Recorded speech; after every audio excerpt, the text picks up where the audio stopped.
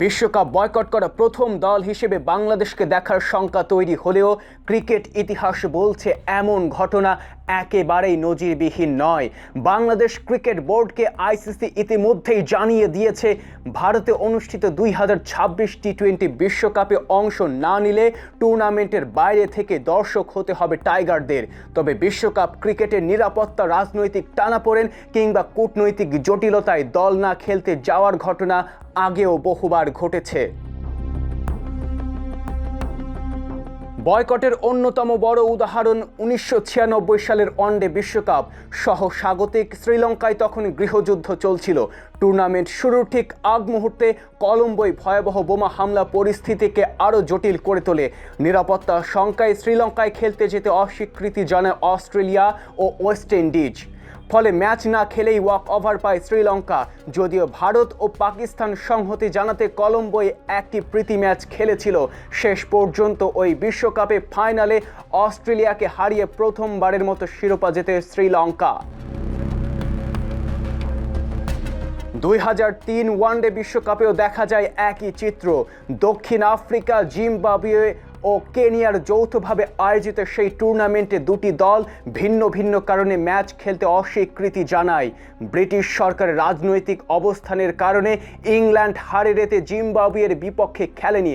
অন্যদিকে নিরাপত্তা শঙ্কায় কেনিয়ার রাজধানী নাইরোবিতে যেতে অস্বীকার করে নিউজিল্যান্ড।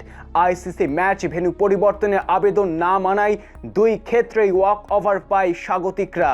এতে সবচেয়ে বেশি লাভবান হয় কেনিয়া, যারা অতিরিক্ত পয়েন্ট পেয়ে সুপার 6 হয়ে সরাসরি সেমিফাইনালে উঠে ইতিহাস গড়ে।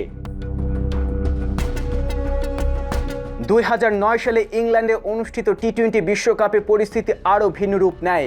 ভিসা জটিলতা ও রাজনৈতিক অচলাবস্থার কারণে শেষ পর্যন্ত পুরো টুর্নামেন্ট থেকে সরে দাঁড়ানোর সিদ্ধান্ত নেয় জিম্বাবুয়ে। আইসিসির অনুমোদন নিয়ে তারা অংশগ্রহণ ফি পায় এবং তাদের জায়গায় বিশ্বকাপে খেলার সুযোগ পায় স্কটল্যান্ড।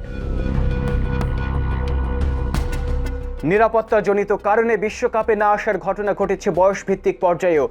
2016 অনূর্ধ্ব-19 বিশ্বকাপে বাংলাদেশে খেলতে আসেনি অস্ট্রেলিয়া। আইসিসি সেই সিদ্ধান্ত মেনে নিলেও হতাশা প্রকাশ করেছিল এবং অস্ট্রেলিয়ার জায়গায় অংশ নেয় আয়ারল্যান্ড।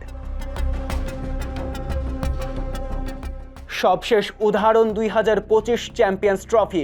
প্রায় 3 দশক পর পাকিস্তানে আইসিসি টুর্নামেন্ট হলেও ভারত সেখানে খেলতে অস্বীকৃতি জানায়।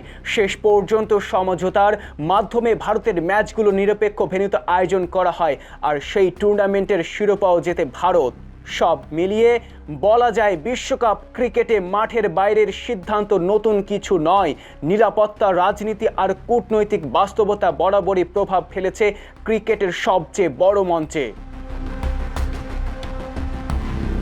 Saeed Ansari, The Daily field.